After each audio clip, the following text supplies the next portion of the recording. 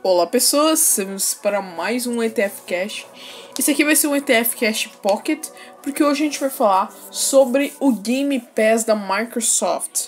Eu vou dar um pouco da minha opinião sobre o serviço, falar sobre a minha opinião em relação ao que ele pode virar no futuro, o que ele significa para o mercado de jogos e o que ele me faz deixar um pouquinho preocupado sobre o futuro dos jogos e das gerações.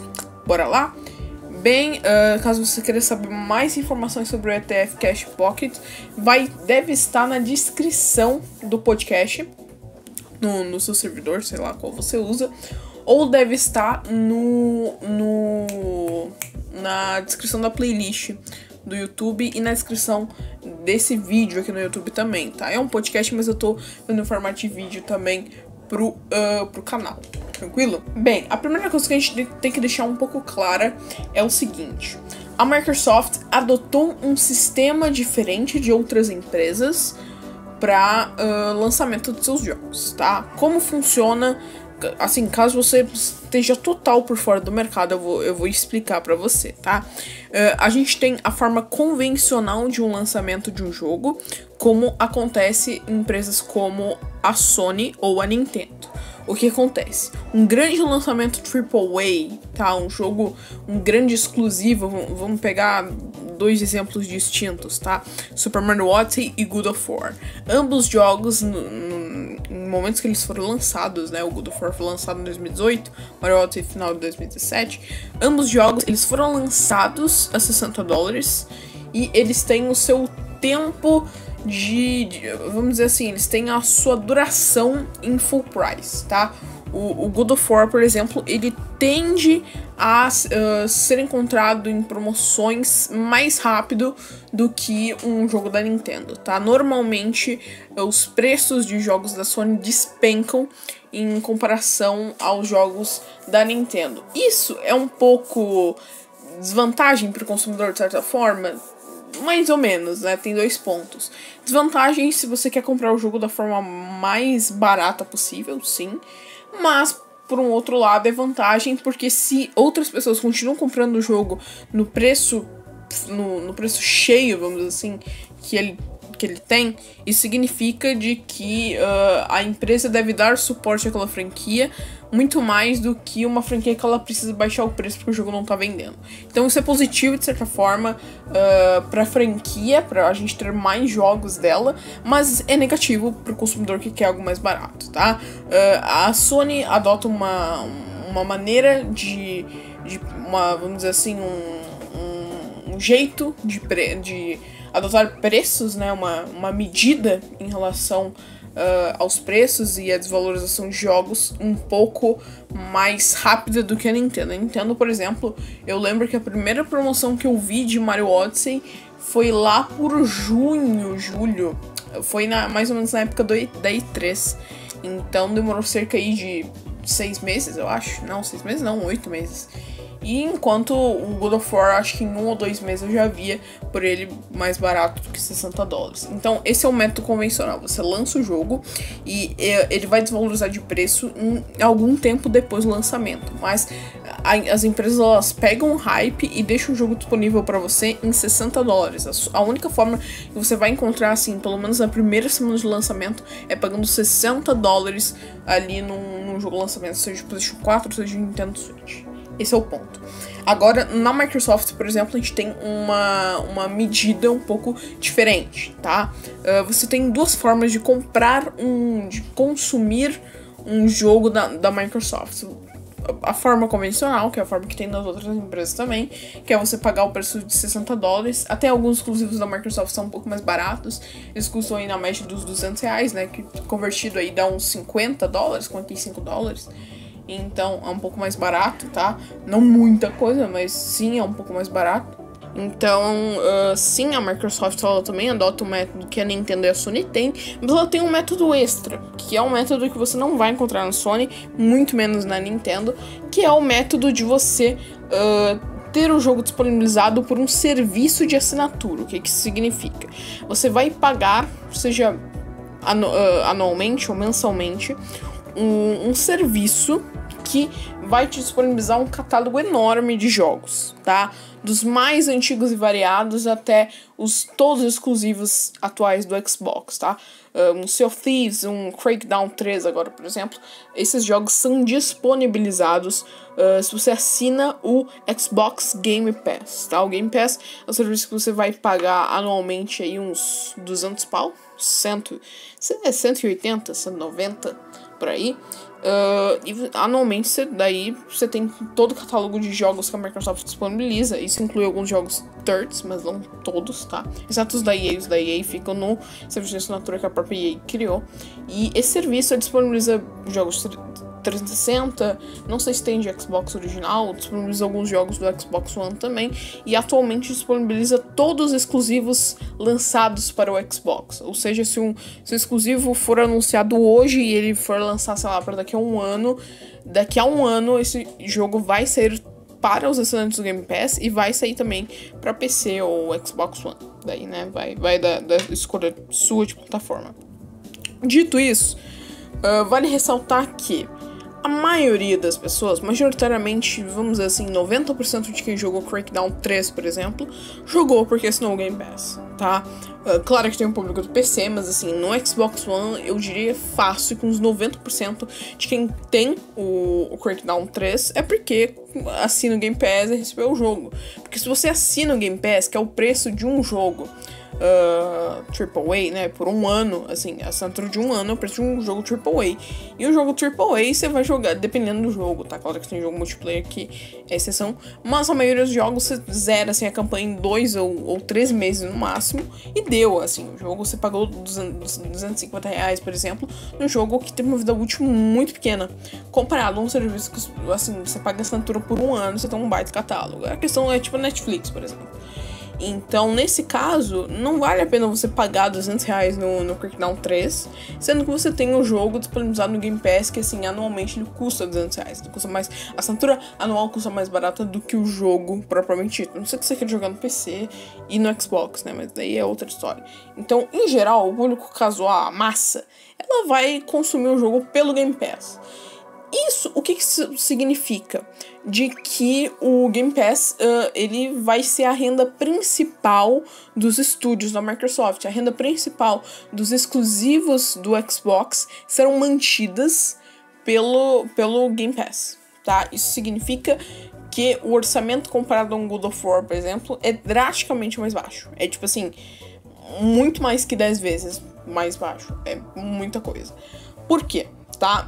Basicamente, a assinatura mensal, vamos supor que você acha que você consegue zerar o jogo em um mês e você quer experimentar ele, você consegue achar a assinatura do Game Pass por R$1. Daí você me pergunta, a pessoa que nunca encostou no Game Pass, ela vai assinar por um mês, R$1, ele pegou a assinatura por R$1, ele joga o jogo, deu, assim, o custo final pra ele, pra jogar o jogo, foi de um mês. Foi ele em um mês em duração, mas foi R$1. Então, vamos dizer assim, ele pagou pra Microsoft R$1 pra jogar um grande exclusivo que a Microsoft tem no ano, disponibilizado. Isso não é, isso assim, se você para pra analisar, isso soa um pouco bizarro, porque eu acredito que uma boa porcentagem de quem usa o Game Pass, ou de usuários que já tiveram, enfim, de todos os usuários do Game Pass, eu acho que no mínimo uns 20%, 30% devem vir aí dessa galera que pagou R$1 ali pra jogar um mês algum jogo que ele queria e deu. Cara, isso é preocupante de certa forma e é aqui que eu quero entrar. Primeiro, eu quero deixar claro uma coisa. Eu acho o Game Pass um serviço muito legal porque ele dá acessibilidade a uma biblioteca de jogos antigos. Às vezes esses jogos você ia pagar, tipo, avulso, você ia pagar R$150, que paga assinatura anual, né? Então, você sabe que ali você tá comprando uma licença que vai te permitir jogar ali o jogo que você quer e mais sei lá quantos. É o mesmo caso da Netflix, né?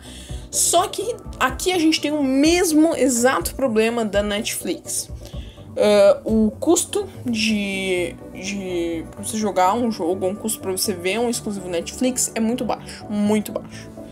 Então, sei lá, vamos supor que a Microsoft tenha sei lá, 7 milhões de usuários no Game Pass, que é um número meio alto, sinceramente. A Microsoft não divulgou os números porque o serviço é exclusivo pro Xbox One, né? Então só divulga os números, dá uma noção de base instalada, né?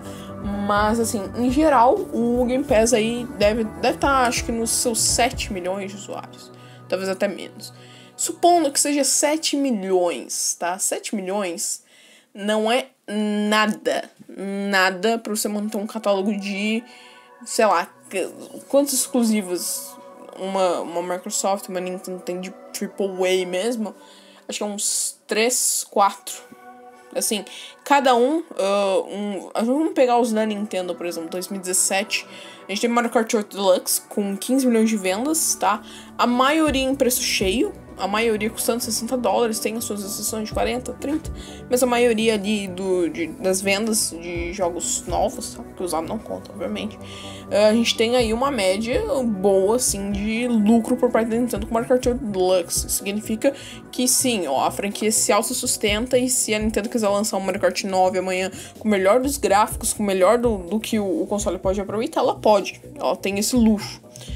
Acontece o mesmo com Mario Odyssey, acontece o mesmo com Pokémon, enfim.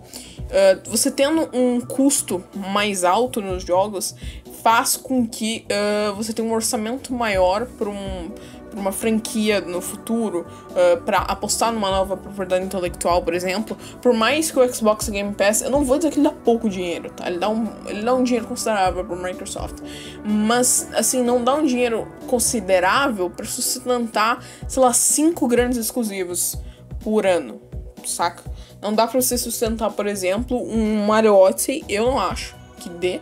Pra sustentar um Mario Odyssey, um The Legend of Zelda Breath of the Wild, um Spider-Man, um God of War, eu acho que você não consegue sustentar esse serviço com um custo de produção baixo. Acho que um Mario Odyssey, por exemplo, um Zelda, ele é insustentável com serviços como o Game Pass, por exemplo. E aí a gente entra num pequeno problema, tá? Porque se a gente analisar os grandes exclusivos do Xbox desde o ano passado, vamos pegar, tá? Em 2017 a gente teve Cuphead, é um jogo, eu diria que um pouco mais baixo custo, mas ainda assim eu diria que é uma boa produção. Mas a maioria dos jogos, desde que a Microsoft tomou essa decisão de que agora todos os exclusivos serão lançados simultaneamente para o Xbox Game Pass, a partir do momento que ela tomou essa decisão, a gente vê jogos um pouco mais mal avaliados do que de costume, tá? A gente vê Forza Horizon 4, por exemplo, um jogo que a franquia Forza sempre teve um renome muito grande. O jogo eu achei de fato bom, é uma das poucas franquias da Microsoft que me atrai, e, assim, sinceramente, o jogo foi avaliado de forma mediana nos últimos tempos. Agora a gente vai pra Sea of Thieves, por exemplo. Muita gente gosta, mas a maioria acha um jogo ok. Assim, é um jogo meia boca, sinceramente. E nesse caso, por exemplo, isso já mostra que provavelmente o custo de produção foi muito mais baixo. Tanto que se você comparar ele com qualquer exclusivo do Xbox One em 2013, 2014, a gente vê que a qualidade, não só gráfica, tá? A qualidade artística deu uma boa queda de custo de produção. Então, o que o Xbox Game Pass me preocupa, tá? A gente tem, por exemplo, um serviço semelhante por parte da Sony, tá? Que é o PlayStation Now. Mas a gente tem uma diferença crucial entre os dois serviços. Qual é essa grande diferença? Enquanto a Microsoft oferece seus novos e grandes exclusivos para os assinantes do Xbox Game Pass simultaneamente no seu lançamento, a Sony oferece jogos um pouco mais antigos, que ela já lucrou muito, tipo The Last of Us 1, por exemplo. Ela oferece esses jogos para os assinantes do PlayStation Now. Mas aí você me pergunta, quantos milhões de cópias a Sony já não vendeu de The Last of Us para conseguir colocar aquele jogo no PlayStation Now? Se ela colocou aquele jogo no PlayStation Now, é porque ela já conseguiu tirar leite, ela já conseguiu fazer a teta do The Last of Us não existir mais, tanto que ela sugou a venda com o remaster, enfim, né? Então isso deixa claro e explícito a grande diferença de como o mercado lida, de como o mercado reage com serviços de assinaturas. Eles são bons, eles oferecem uma acessibilidade melhor a pessoas que às vezes não têm condições financeiras de estar bancando um jogo AAA $60 todo santo mês ou ocasionalmente, mas ele também, ao mesmo tempo, com um orçamento mais baixo, ele diminui o nível de qualidade dos jogos. A gente vê Crackdown 3, por exemplo, tendo uma experiência totalmente reduzida em comparação ao que foi apresentado lá na E3 de 2014, por exemplo. E a cada footage, a cada gameplay, a gente via que o jogo tá ficando cada vez com orçamento mais baixo e reduzido. Tanto que o jogo teve sua nota aí de 60 no Metacritic, que indicia de que, sim, o custo de produção e o nível de produção do Crackdown 3 diminuiu drasticamente comparado ao que já foi os exclusivos da Microsoft, como, sei lá, por exemplo, Sunset Overdrive, o próprio Rise, que é meio controverso, né, mas, assim, você dava pra ver que pelo menos o nível de produção artístico, nível gráfico até, era um pouco superior comparado a um Crackdown 3, a um Super Luke Tales, por exemplo. Então, sinceramente, eu acho que isso pode sim, eu acho que o Xbox Game Pass pode danificar a indústria. Eu não estou falando que o serviço é ruim. Eu estou falando que há um ponto a se preocupar aqui e ali eu acho um deslize da Microsoft. Eu acharia ok, por exemplo, qual estratégia eu adotaria como alguém que por trás sendo o CEO, sendo o Phil Spencer, por exemplo. A decisão que eu tomaria, sinceramente, é de dar um tempo após o lançamento do jogo. Vamos supor, o tempo que eu acho justo é 6 meses. Depois de 6 meses, o que o jogo vende é rebarba, sinceramente. Então, se você comprou o jogo depois de 6 meses, você tá comprando ou num preço muito barato, que às vezes nem cobre mais o lucro que a empresa queria que cobrisse, tá? Depois de uns 6 meses. Exceto jogos da Nintendo, mas enfim, a Nintendo, ela sofre o mesmo problema que a Apple sofre, né?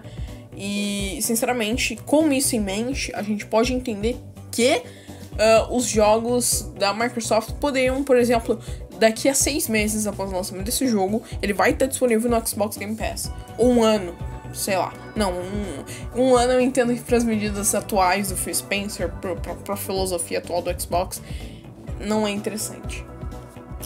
Então, sim, de fato, assim, para 1 ano não daria, mas eu acho que 6 meses é um bom tempo, né? 6 meses é o momento que o exclusivo começa a desvalorizar. Você pega qualquer exclusivo do Xbox, um Quantum Break, por exemplo, ele desvalorizou em 6 meses, até 3, na verdade. Mas, assim, eu acho que 6 meses é o tempo ideal para o jogo não tá mais naquele preço que a empresa quer que ele esteja. Então, ali nesse momento, você pode lançar pro Game Pass. Daí é bacana. Isso dá um revival até pro jogo, é legal. Porque a empresa consegue obter o lucro que ela precisava com aquele jogo. Acho que 6 meses é o tempo necessário pra você lucrar o suficiente que você quer com aquele jogo, né? A gente tem exceções. E então, assim, eu acho que isso seria uma boa estratégia, tá? Eu acho legal a ideia da Microsoft, eu acho bonito, assim, acho bacana a iniciativa dela em tentar fazer dos grandes jogos dela algo mais acessível ao consumidor. Mas a gente entra nessa bolha de que agora qualquer jogo do Xbox os seus custos de produção vão ser baseados num serviço que custa R$1 pra você assinar mensalmente, se você assinar 1 mês, né? Então, pensando nesse lado, o custo de produção dos jogos vai ter que ser incrivelmente baixo, porque vamos supor, você vai ter que dividir essa renda para os copyrights das empresas third parties, uma série de distribuição por trás, e também para cobrir o custo de produção dos grandes exclusivos AAA do Xbox. Aí a gente entra num dilema. E aí eu acho que sim, a Sony está certíssima na filosofia que ela conduz com o PlayStation Now. Eu acho muito interessante a filosofia que a Sony tem com o PlayStation Now. Sinceramente, acho muito bacana. Por isso, hoje em dia, eu recomendaria a Microsoft seguir o caminho que o PlayStation Now seguiu. Ou um caminho um pouco mais modesto que isso, mas não tão radical quanto ela está sendo aí nos últimos meses, tranquilo? Eu digo isso se a Microsoft quiser levar o nível dos seus exclusivos, que na minha opinião hoje em dia estão muito mais baixos do que eles já foram anteriormente. Então é isso, eu acho que eu falei tudo que eu queria falar sobre o Game Pass. Então, se você é novo, se inscreva. Agora a parte do YouTube, né? Se você é novo, se inscreve nesse canal para você na sua timeline do YouTube. Caso você queira receber notificação sempre que o vídeo novo, só ativar o sininho. E, aliás, se você estiver ouvindo isso em algum servidor, tipo ETF, o ETFcast tá disponível no Google Spotify, o Google Podcast, né, Spotify, Apple Podcasts, o Pocket Casts, cara, tá disponível em muita plataforma. Então, se você estiver ouvindo isso aqui em outra plataforma que não seja o YouTube, assina o... Tem um modo pra você assinar aqui o ETFcast, e daí você pode prestigiar aí o meu trabalho aqui nessa plataforma de podcast, que eu acho muito legal, sinceramente. Eu gosto muito de fazer um podcast, é um formato de entretenimento um pouco diferente do que eu tô acostumado, mas eu acho muito legal, porque dá uma interatividade muito bacana, e enfim. Então é isso, se você quiser também comentar alguma coisa comigo no Twitter, quiser debater, meu Twitter é @FábioCETF, tá? FábioCETF, sem acento, sem nada, FábioCETF. E, enfim, eu acho que é isso. Eu vou indo por aqui. Valeu, falou e fui.